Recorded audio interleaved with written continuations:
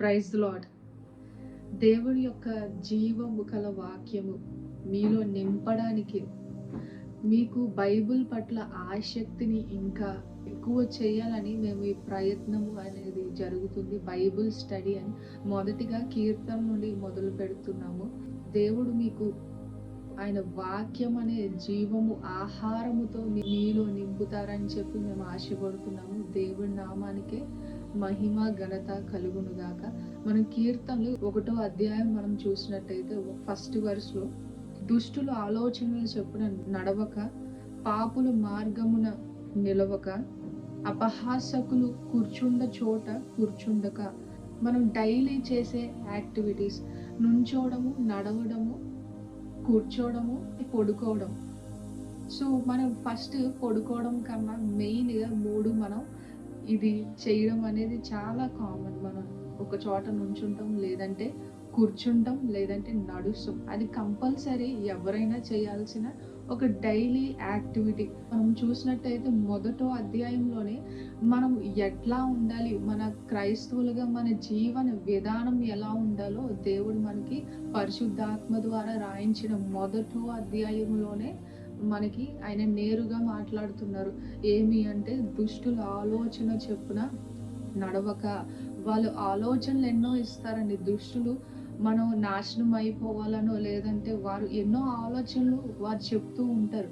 ఆ ఆలోచనలు పట్టుకుని మనం వెళ్ళామంటే వినాశనము తప్పించి ఏమీ ఉండదు. మనకి అప్పుడు అనిపిస్తుంది వాళ్ళ ఆలోచన చెప్పిన వెంటనే, అంటే షార్ట్ కట్లో ఎదిగిపోవాలని, షార్ట్ కట్లో డబ్బులు సంపాదించాలని చెప్పి వాళ్ళు ఎన్నో ఆశలు మనలో రేపుతూ ఉంటారు, ఆలోచనలతో నింపుతూ ఉంటారు. వాటిలో మనం, అవును ఇది మనం చేస్తే మనకి చాలా డబ్బులు వస్తాయి కదా, ఇది మనం చేస్తే తొందరగా సెటిల్ అయిపోవచ్చు కదా అని చెప్పి మనం ఆలోచించి మనం ఆ మార్గంలో నడుస్తాం. ఆ నడిచినప్పుడు ఏమైందని లాస్ట్కి ఎవరు నష్టపోతారు? మనమే నష్టపోతాం. ఆ ఆలోచన ఇచ్చిన వాడు ఏమంటారండి, నేను ఆలోచన చెప్పడం వరకే నా పని, నువ్వు నడిచావు అది నీ తప్పు, నువ్వు చేసావు కాబట్టి అది నీ తప్పు అని చెప్పిన వారు కూడా తప్పించుకుంటారు. మనం ఎలా ఉండాలండి, మనం దేవుడి వాక్యంలో కూడా పాము వలె వివేకముగా మనం ఉండాలి. సో ఎట్లా అంటే, దుష్టులు ఆలోచనలు చెప్పున మనం నడవకూడదు. సో పాపుల మార్గమున నిలవకూడదు. అంటే పాపులు వెళ్ళే మార్గంలో నిలవకూడదు. అంటే వెళ్ళనా వద్దా, వెనక్కి వచ్చేనా వద్దా అన్నట్టు మనం ఉండకూడదు. ఆ పాపుల మార్గంలోనే మనం ఉండకూడదు. ఇప్పుడు నేను ఇది పాపులు వెళ్ళే మార్గం అంటే ఒక స్థలం అనుకోవచ్చు. ఆ పాపులు వెళ్ళే స్థలము దగ్గర అసలు మనం నుంచి దీనికి లోపలికి వెళ్ళనా వద్దా అని చెప్పి మనం ఆలోచించకూడదు. అది పాపం అని తెలిసిన వెంటనే మనం అక్కడి నుండి వచ్చేయాలి. నేను లోపలికి వెళ్ళనా వద్దా, నాకు లోపలికి వెళ్ళాలనిపిస్తుంది కదా, అది పాపం అని మనం తెలిసి కూడా మనం చేసామంటే అది ఖచ్చితంగా అది ఘోర పాపమే అవుతుంది. అలానే అపహాసకులు చుండ చోట కూర్చుండక, లైక్ చాలా మంది అపహాసం చేస్తూ ఉంటారు. ఈ మనిషి ఇట్లా ఉంటారు, ఈ మనిషి అపీరెన్స్ని బట్టి కావచ్చు, వారు చేసే ఉద్యోగాన్ని బట్టి కావచ్చు, ప్రతి దాని గురించి మాక్ చేస్తూ ఉంటారు. వారిని ఏడిపించాలి, వారిని కించపరచాలి అని చెప్పి వారిని మాక్ చేస్తూ ఉంటారు. మనం ఎప్పుడైనా ఒకటి గుర్తుపెట్టుకొని, ఒక ఫిజికల్ అపీరియన్స్ గురించి మనం ఎప్పుడైనా వారిని కించపరిచినట్టయితే, వారు లావుగా ఉన్నారు, సన్నగా ఉన్నారు, వారి కళ్ళు ఇలా ఉన్నాయి, ముక్కు ఇలా ఉంది, లైక్ సంథింగ్, మనం ఏదైనా వారిని కించపరిచినప్పుడు మీరు గుర్తుపెట్టుకొని మీరు వారిని కించపరచట్లేదు, వారిని చేసిన దేవుణ్ణి మీరు కించపరుస్తున్నారు. దేవుడు మన అందరినీ ఆయన ఇష్ట రూపము చెప్పున మనల్ని చేసుకున్నారండి. మనం ఎప్పుడైనా ఒకరి అపీరెన్స్ని మనం మాక్ చేసామంటే, మేకర్ దేవుణ్ణి మనము మాక్ చేసిన వారం అవుతామని వాక్యములో కూడా మనకి ఉంది. అప్పుల మార్గము కావచ్చు, దుష్టులు ఆలోచన చెప్పును కావచ్చు, అపహాసకులు కూర్చున్న చోటు కావచ్చు, అవి ఏమి మనము దేవుని బిడ్డలు అసలు వాటి జోలికే వెళ్ళకూడదు. మనం అప్పుడు ఏ విధముగా ఉండాలి, ఆయన ఏ విధముగా మనం నడుచుకోవాలి అని మనం చూస్తే, కొలసీయులకు రాసిన పత్రికలో మనం చూస్తాము 2వ అధ్యాయం 6వ వచనంలో, వాక్ ఇన్ క్రైస్ట్, మనం ఆయనలో మనం నడవాలి. గలతీయులకు రాసిన పత్రిక 5వ అధ్యాయము 16వ వచనంలో మనం చూసినట్టయితే, వాక్ బై స్పిరిట్ అని మనం చూస్తాం. మనం ఎట్లా నడుచుకోవాలో మనం ఆత్మ సహాయము మనం తీసుకుని మనం నడవాలి. పరిశుద్ధాత్మ దేవుడు మనల్ని నడిపిస్తారు. 2 కొరింథియన్స్ 5th చాప్టర్ 7th వర్స్‌లో మనం చూసినట్టయితే walk by faith not by sight అని చెప్పుంటది. మనం విశ్వాసము చెప్పిన నడవాలి. మనం రోమియోలకు రాసిన పత్రికలో 6వ అధ్యాయం 4వ వచనంలో we might walk in newness of life. మనం నూతన పరిచిన తర్వాత క్రీస్తులో రక్షణ పొందిన తర్వాత మనం ఆయన రక్తము ద్వారా మన పాపాలు కడుక్కున్న తర్వాత ఆ కొత్త జీవితంలో మనం నడవాలి. పాపపు జీవితం ఏదైతే మనం విడిచిపెట్టామో దాన్ని అంటుకుని ఉంటానని కాకుండా దాన్ని విడిచిపెట్టి మనము ముందుకు నడవాలి. నుంచున్నప్పుడు ఎట్లా ఉండాలి మనం చూసినట్టే మనం ఎఫెసీయులకు రాసిన పత్రిక 6:11లో మనం చూసినట్టయితే మనం పోరాడేది మనుషులతో కాదు, మనం దురాత్మలతో కావచ్చు, అతను సంబంధులతో కావచ్చు. వారితో పోరాడినప్పుడు మనం ఆర్మర్ ఆఫ్ గాడ్ని మనం వేసుకుని వారికి అగెయినెస్ట్గా మనం నుంచోవాలి. లోబడకుండా వాళ్ళకి భయపడకుండా మనము క్రీస్తు యందు భయము లేకుండా క్రీస్తు రక్తము ద్వారా మనం కడిగిన తర్వాత ఏ అపవాది శక్తి మన మీద పని చేయదు. అలానే మనం నుంచున్నప్పుడు పౌలు గారు మాట్లాడతారు అపోస్తలుల కార్యాలు 26వ అధ్యాయం 22వ వచనములో I stand here and testify అని మాట్లాడతారు. ఆయన నుంచుని అక్కడ టెస్టిఫై చేస్తున్నారు. మనం ఎక్కడైతే మనం దేవుడు మనల్ని నుంచోబెట్టారో, మనం ఉన్న స్థలము కావచ్చు, మనం ఉన్న స్థాయి కావచ్చు, మనం ఉన్న ఉద్యోగము కావచ్చు, అక్కడ నుంచుని దేవుని గురించి మనం టెస్టిఫై అవ్వాలి, సాక్ష్యం ఇచ్చేవారిలాగా మనం ఉండాలి. అలానే మనం కూర్చునే చోట ఎలా ఉండాలి అంటే మనం లూకాసు వార్తలో 10వ అధ్యాయం 39వ వచనంలో మనం చూసినట్లయితే మరియా దేవుడు పాదాల దగ్గర కూర్చుని దేవుడి మాటల్ని వింటుంది. మనం కూర్చుని ఏం చేయాలంటే దేవుడి మాటలు వినాలి. ఇప్పుడు వాక్యము విన్నప్పుడు కావచ్చు, మనం చర్చిలో ఉన్నప్పుడు కావచ్చు, ఈ ఇంట్లో చూస్తున్నప్పుడు కావచ్చు, మనం ఎట్లా ఉంటామని కూర్చుని దేవుని వాక్యము వినాలి. మనం ఏం చేయాలంటే నడిచినప్పుడు దేవునితో మనం నడవాలి, నుంచినప్పుడు దేవుడికి సాక్షిగా మనం ఉండాలి. అలానే కూర్చున్న చోట మనము దేవుని వాక్యము వినాలి. మనం క్రైస్తవులుగా నీతివంతులుగా మనము దేవుని అనుసరిస్తూ దేవుని మాటలకి విధేయత చొప్పున మనము నడవాలి. 2వ వచనము గనుక మనం చూసినట్టయితే యెహోవా ధర్మశాస్త్రమందు ఆనందించు దివారాత్రములు దానిని ధ్యానించువాడు ధన్యుడు. ఏమని చెప్పాడండి? దివారాత్రులు దాన్ని ధ్యానించువాడు ధన్యుడు అని చెప్పి. యెహోవా ధర్మశాస్త్రం ఆయన నియమాలు చొప్పున మనము నడవాలి. ఆయన నియమాల్లోనే ఎంతో ఆనందం. ఎంత శ్రేష్టమైన నియమాలు దేవుడు చెప్తారు. దేవుడి యందు నీతిమంతులుగా మనం ఉండాలి అని చెప్పి, దేవుడు నాకు ఇలా పాపం మార్గంలో వెళ్ళొద్దు అన్నారని చెప్పి మనం బాధపడతాం కాదండి. మనం సంతోషముతో మనం ఉండాలి. మనం ఆయన ధర్మశాస్త్రం ముందు మనం ఆనందించాలి. దేవుడు ఇట్లా చెప్తున్నారు అంటే అది ఖచ్చితంగా మన మంచికే. దేవుడు పాపపు మార్గంలో వెళ్ళొద్దు అన్నారంటే అది మన మంచికే అని చెప్పి మనం దాని యందు మనం ఆనందించాలి తప్ప ఇప్పుడు ఏది దేవుడు ఎలా చేసినా కూడా అది మన మేలు. దివారాత్రులు దాన్ని ధ్యానించువాడు ధన్యుడు. మనం దేవుడి మాటలని డే అండ్ నైట్ మనం మెడిటేట్ చేయాలి, ధ్యానించాలి.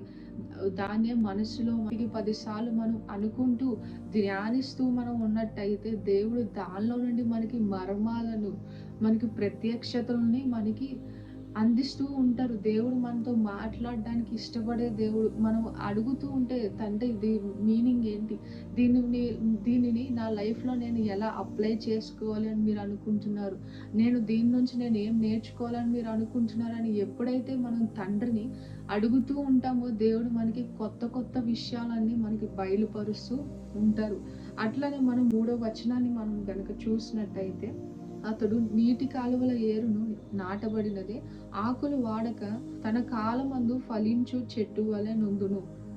అతడు ఎక్కడ నాటబడ్డాడంటే నీటి కాలువల దగ్గర ఎడ్జికి చెట్లు నాటబడిన ఎంత లోతుగా వెళ్తాయండి? వేర్లు చాలా లోతుగా వెళ్తాయి. ఎందుకంటే నీటికి ప్రవాహానికి ఊరుకునే చెట్లు పడిపోయే అవకాశం ఉంటుంది అంత లోతుగా నాటపడకపోతే.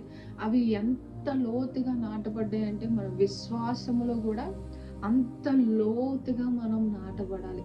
అంత లోతుగా మనం నాటబడినప్పుడు ఏ చిన్న పాపము కూడా, ఏ చిన్న వ్యసనము కూడా మనల్ని లోబరుచుకోలేదు. కానీ మనం అక్కడ వాక్యం అనేది కొరతగా ఉంటదండి. మనలో జీవ నదులు ప్రవహిస్తున్నాయి అంటే వాక్యము కొరతగా ఉంటదండి. నీటి కాలువల దగ్గర అతను నాటబడ్డాడు.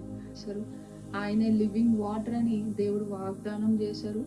సో మనకి జీవ నదులు ప్రవహిస్తున్నప్పుడు వాక్యం అనేది కొరతగా ఉండదు. సో ఆయన ఎప్పుడు వాక్యముతో నింపబడ్డాడు. మనం పై వచనంలో చూస్తాం కదా. సో దివారాత్రులు ఆయన వాక్యముతో నింపబడుతూ ఉన్నాడు. ఆయన నీటి కాలువల దగ్గర నాటబడ్డాడు. ఆయనకి నీళ్లు అనే కొరత ఆయనకి లేదు. వాక్యం అనే కొరత ఆయనకి లేదు. నీతివంతులుగా జీవించినప్పుడు ధర్మశాస్త్రమును ఫాలో అవుతూ ఆయన నిబంధనలు, ఆయన మనకి చేసిన ఇలాగ ఉండాలి అన్న రూల్స్ పెట్టినవి మనము ఫాలో అవుతూ వెళ్ళినప్పుడు మనకి వాక్యం అనేది కొరతగా ఉండదు మనలో. సో అతను ఎలా ఉన్నాడు? ఆకులు వాడక, ఇప్పుడు జీవ నదులు ప్రవహిస్తున్నప్పుడు ఆకులు వాడతాయని మనలో విశ్వాసం చల్లారిపోతుందా? మనం దేనికైనా మనకు వచ్చిన సమస్యలు బట్టి ఆకులు రాలినట్టు మనం వాడిపోయి, అమ్మో ఈ భయము ఈ సమస్యని ఎలా నేను ఎదుర్కోగలను, ఈ సమస్యని నేను ఎలా పోరాడగలను అని చెప్పి వాడిపోతామా అండి? విశ్వాసం ఉన్నప్పుడు మనలో ఏ ఆకు వాడకుండా ఉంటుంది. అలానే ఫలాలు కూడా ఫలిస్తూ ఉంటాము. ఫలాలు ఫలించాలి అని చెప్పి మనకి ఎన్నోసార్లు యేసుక్రీస్తు ప్రభు వారు మనకి చెప్పడం అనేది జరిగింది. దేవుడు కూడా ఆయనే ద్రాక్షావల్లిగా మనం చెప్పుకోవడం మనం చూస్తాం. మన ఫలాలు ఫలించాలనేది దేవుడి యొక్క ఆశ. మనం ఎప్పుడు ఫలాలు ఫలిస్తూనే ఉండాలి. ఆత్మ ఫలాల్ని మనం ఫలిస్తూనే ఉండాలి. ఆయన ఎలా ఉన్నాడండి? సమృద్ధిగా, ఆకులు వాడక ఫలాలు ఫలిస్తూ ఉంటే ఆ చెట్టు చూడడానికి ఎంత బాగుంటుందండి. చాలా బాగుంటుంది. ఆ చెట్టు చాలా ప్లెజెంట్గా ఉంటుంది. ఆ చెట్టు ఎంత ఫ్రూట్ఫుల్గా కనిపిస్తుందంటే మనకి అది చూసిన వెంటనే అబ్బా ఈ చెట్టు ఎంత బాగుంది అని మనకి అనిపిస్తుంది. సో మనం కూడా దేవుని వాక్యము మనలో ఉన్నప్పుడు, ఆయన ఆత్మ ఫలాల్ని మనం ఫలిస్తున్నప్పుడు మనం కూడా అంతే ప్లెజెంట్గా ఉంటాం. ఇతరులు మనల్ని చూసినప్పుడు దేవుడి ప్రెజెన్స్ కూడా అట్లానే తెలుస్తుంది. దేవుడి ప్రేమ వారికి అట్లానే తెలుస్తుంది. మనం దేవుళ్ళలో నాటబడడం అనేది ఇంపార్టెంట్. సో 3వ వచనంలోనే మనం చూసినట్టయితే అతడు చేయనిదంతయు సఫలమవుతుందంట. మనము చేసిన ప్రతి దాంట్లో మనకి విజయం అనేది దేవుడు మనకి ఇస్తారు. యోసేపుని కనుక మనం చూస్తే దేవుడు ఆయనకి చేసిన ప్రతి పనిలో ఆయనకి విజయాన్ని ఇచ్చారంట. ప్రాస్పర్ చేశారని దేవుడు సఫలం అయ్యేలాగా చేశారని మన వాక్యాల్లో మనం చూస్తాం. సో మనం ఎప్పుడైతే దేవుళ్ళు అంత బలముగా నాటబడినప్పుడు, ఎప్పుడైతే మనం సమృద్ధి గల జీవము గల వాక్యముతో నింపబడినప్పుడు, మనలో వాక్యము ఉన్నప్పుడు విశ్వాసంలో మనము జారము, అట్లానే మనము ఫలిస్తాము. అట్లానే మనం ఎలా ఉంటుందండి? దేవుడు మనం చేసే ప్రతి పనిని అంటే సఫలం చేస్తారు. విక్టరీ అనేది మనకి ఇస్తారు. అలానే మనం 4వ అధ్యాయంలో మనం చూసినట్టయితే దుష్టులు అలాగనుండక గాలి చెదరగొట్టు పొట్టు వలె ఉందురు. దుష్టులు ఎలా ఉన్నారండి? విక్కిడ్ పీపుల్ ఎలా ఉన్నారు? నీతిమంతులు ఉన్నట్టు దుష్టులు లేరంట. సో వాళ్ళు ఎలా ఉన్నారంటే, చిన్న గాలి వస్తే ఆ పొట్టు ఎట్లా ఎగురుతుందండి, జస్ట్ చిన్న గాలి వస్తే మనం ఎగిరిపోవడం చూస్తాం. సో అంత విశ్వాసములో అంత స్టేబుల్గా వారు లేరు. సో చిన్న సమస్య వచ్చినా, చిన్న అప్ అండ్ డౌన్స్ వరకు వచ్చినా కూడా వారు ఊరికినే పడిపోతారు అని చెప్పి మనం ఇక్కడ వాక్యం సూటిగా చెప్తుంది. సో నీతిమంతులేమో చాలా బలముగా నాటబడి వారు ఎంత పెద్ద ప్రమాదం వచ్చినా కూడా యోబు గారిని మనం చూస్తాం. ఆయన విశ్వాసం ఎక్కడ జారిపోలేదు. అలానే మనం చిన్న సమస్య వచ్చినా బుద్ధిహీనులు కావచ్చు, దుష్టులు కావచ్చు, వారి చిన్న సమస్య వచ్చినా వారు ఫెయిత్, వారి నమ్మకము, వారి దేవుడి మీద ఉన్న నమ్మకము ఊరికినే చెదిరిపోతుంది. వారు సొంతగా చేసేసుకుంటారు. ఇంకా దేవుడి వల్ల ఇది సాధ్యము కాదే అని చెప్పి ఏం చేస్తారు? వారి సొంత నిర్ణయాలు చెప్పిన వారు నడుస్తారు. నీతిమంతుల మార్గంలో మనము నడవాలి.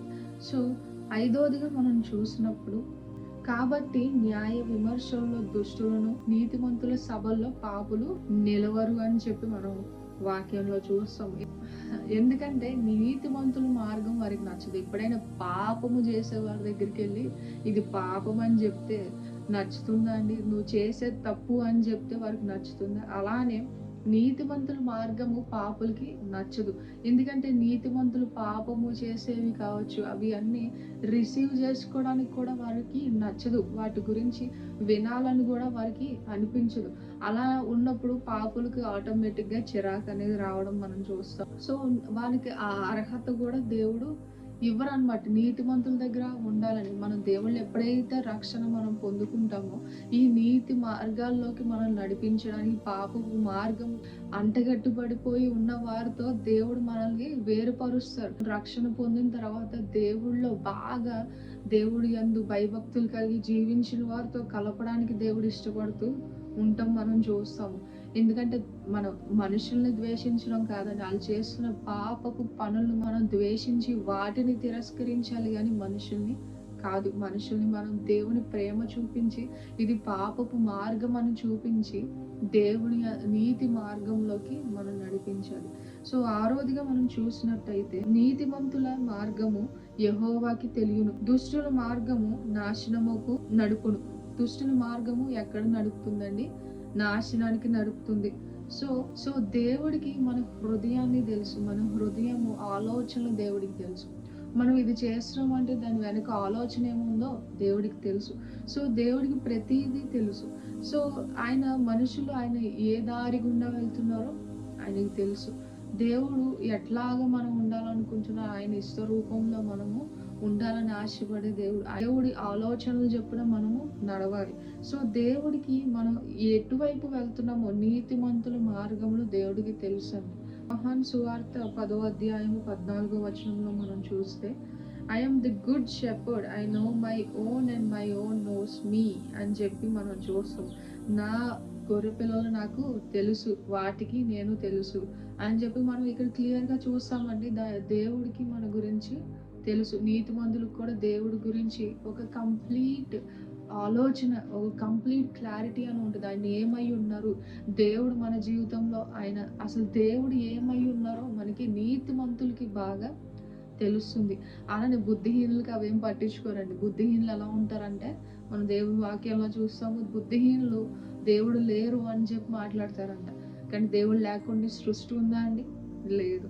మనం 2 Timothy 2nd chapter 19th verse లో మనం చూస్తే, Lord knows those who are his and let everyone who names the name of the Lord depart from iniquity. So ప్రభువు తన వారిని ఎరుగుదురు. సో నీతిమంతుల మార్గము దేవునికి తెలుసు. అలానే దుష్టుల మార్గములు తెలియదాని కాదు, ప్రతి ఒక్కరి మార్గము దేవునికి తెలుసు. దేవుని మార్గంలో మనం నడవాలి. సో దేవుడి మార్గం ఎలా ఉంటుందండి? నేరోగా ఉంటుంది. ఆ నేరోగా ఉన్నప్పుడు దానికి తగ్గట్టు మనం ఉండాలి. ఇప్పుడు నేరో చిన్న సందు ఉందంటే దానికి తగ్గట్టు, దానికి పట్టాలి అన్నట్టు మనం వెళ్ళాలి తప్ప నేను ఇట్లానే ఉంటాను, నేను దానిలోకి దూరాలి అంటే అవ్వదు. సో దానిలోకి దూరాలి. మన సన్న మార్గంలో మనం వెళ్ళాలి అంటే, లేదంటే ఒక చిన్న ప్లేస్లో ఒక ఆబ్జెక్ట్ని మనం పెట్టాలంటే దానికి తగ్గ దాన్ని మనం పెట్టాలి తప్ప నేను ఇదే పెడతానని చెప్పి కోర్చడానికి అవ్వదు. దానికి తగ్గట్టు మనం మారుతూ మనం ఆ నీతి మార్గంలో, ఆ నేరో పాత్లో మనము వెళ్ళాలి. సో ఆయనే మార్గము, ఆయనే జీవము, ఆయనే సత్యము. ఆయన మార్గము యందు మనం నడవాలి. ఆయన మార్గము చెప్పున మనం మారాలి. సో మారకుండా నేను పరలోకం వెళ్తానో, నేను మారకుండా ప్రభువులో నేను ఉంటాను అని కాదు. ఆయన మార్గము చెప్పున మనం మారుతూ ఉండాలి. సో ఆయన వాక్యము చెప్పున మనం మారుతూ, ఆయన మాటలకి లోబడుతూ, దేవా ఇది నేను మార్చుకోవాలా, లేదంటే నేను మార్చుకోవాలి నాలో అని చెప్పి మీరు దేవుడిని అడిగినట్టయితే దేవుడు ఒక లిస్ట్ లాగా ఇస్తూ ఉంటారండి. మీరు ఇది మార్చుకోవాలి, అది మార్చుకోవాలి. ప్రతిదీ మార్చుకుంటూ దేవుడి ఇష్ట రూపంలోకి మనం తయారు చేసుకుంటూ ఉంటారు. ఆయన ఒక కుమ్మరి, ఆయన పాత్రలాగా మనం అయ్యే వరకు చెక్కుతూనే ఉంటారు. సో దేవుడి మాటలకి మనం విధేయత చూపించి మనం గనక ఆయనకి లోబడి, ఆయన యందు భయభక్తులు కలిగి మనం నడుచుకున్నట్టయితే ఆయన మనం చేసే ప్రతి పనిని సమృద్ధిగా దీవిస్తారండి. మార్గంలోనే ఉంటాను, నేను ఈ పాపపు మార్గంలోనే ఉంటాను, నాకు ఇదే బాగుంది, నాకు ఇట్లానే బాగుంది, లోకానుసారి జీవితమే బాగుందంటే ఆ ఆ మార్గం ఎటు దారి తీస్తుందండి? ఎటు నడిపిస్తుంది? నాశనానికి దారి తీస్తుంది. మనం వివేకముగా ఆలోచించి ఇది నేను చేస్తున్నది రైటేనా రాంగా అని మనం ఆలోచించినట్టయితే మనకి అర్థమవుతుందండి. మన మార్గము సరైన మార్గమా? మనం చేస్తుంది తప్పా రైటా? నేను న నన్ను బట్టి దేవునికి ఘనత వస్తుందా? నన్ను బట్టి దేవునికి అవమానం వస్తుందా? నన్ను బట్టి నా పేరెంట్స్ నన్ను గర్వముగా ఇది నా కుమారుడు, నా కుమార్తె అని వారు గర్వముగా చెప్పుకుంటున్నారా? లేదంటే సిగ్గుపడాల్సిన పరిస్థితా? అని మనం ఆలోచించుకుని మనం దేవుడి మాటల్ని మన మనసులో పెట్టుకుని ఆయన చెప్పిన విధానముగా మనం మారినట్టయితే దేవునికి ఒక్కళ్ళకే కాదండి మన పేరెంట్స్ కూడా మన గురించి గొప్పగా చెప్పుకుంటారు. ప్రౌడ్‌గా చెప్పుకుంటారండి. మనల్ని బట్టి దేవునికి, మన పేరెంట్స్‌కి, మన చుట్టుపక్కల ఉన్న ప్రతి ఒక్కరు కూడా ఘనత వస్తుందండి. ఆళ్ళు చాలా గొప్పగా గర్వపడతారు మనల్ని చూసి. సో, అలాంటి జీవితం మనకు కలిగుండాలని చెప్పి దేవుని యందు మనం ప్రార్థిద్దామండి. దేవునికి మనం అడుగుదాం. దేవా నేను చేసిన పాపాలన్నీ నేను ఒప్పుకుంటాను. మీ ఇష్ట రూపంలోకి నన్ను మార్చుకోండి. నీతిమంతుల మార్గంలోన నన్ను నడిపించండి అని చెప్పి. దుష్టుల మార్గంలో నేను వెళ్ళకూడదు. వారి ఆలోచనలు చెప్పినా నన్ను నడిపించకండి.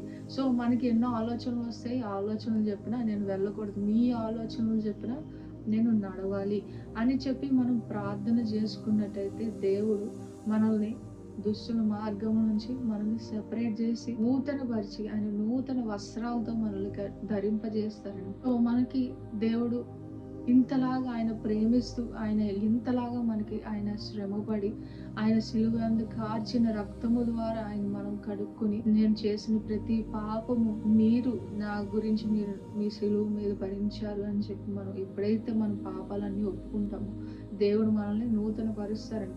నీతి మార్గంలో ఈ రోజు నుండి ఒకవేళ ముందు వరకు లోకానుసార జీవితంలో ఉన్నారేమో, ఇప్పటి వరకు పాపపు జీవితంలో ఉన్నారేమో, ఇప్పుడు నుండి అయినా యథార్థముగా దేవుడి దగ్గర ప్రతీది ఒప్పుకొని నీతి మార్గంలో నేను నడవాలనుకుంటున్నాను. నీతి మార్గంలో మీ ఇష్టానుసార జీవితాన్ని నాకు అందించండి దేవా అని మనం ఎప్పుడైతే దేవుడిని అడుగుతామో ఆయన మనకి నీతి మార్గాల్ని మనకి ఆ జ్ఞానం కూడా ఇస్తారండి. ఆయన మార్గాలు మనం తెలుసుకునే జ్ఞానాన్ని కూడా మనకి ఇస్తారు. జ్ఞానం కొరతగా ఉందంటే దేవుని అడిగితే ఆయన ఇస్తారు. సో ప్రతీది దేవుడి మీద అనుకుని దేవుడికి లోబడి ఏదైతే దేవుడు మీకు వీడియో ద్వారా దేవుడు మీకు ఏదైతే మాట్లాడారో, ఏదైతే మార్చుకోమని మీకు చెప్పారో అవి ఇప్పుడే విడిచిపెట్టి దేవా నాకు అన్నిటికంటే మీరే ఇంపార్టెంట్ అని మనం చెప్పినట్టయితే దేవుడు మీరు చేసే ప్రతి పనిని సమృద్ధిగా సఫలము చేస్తారు.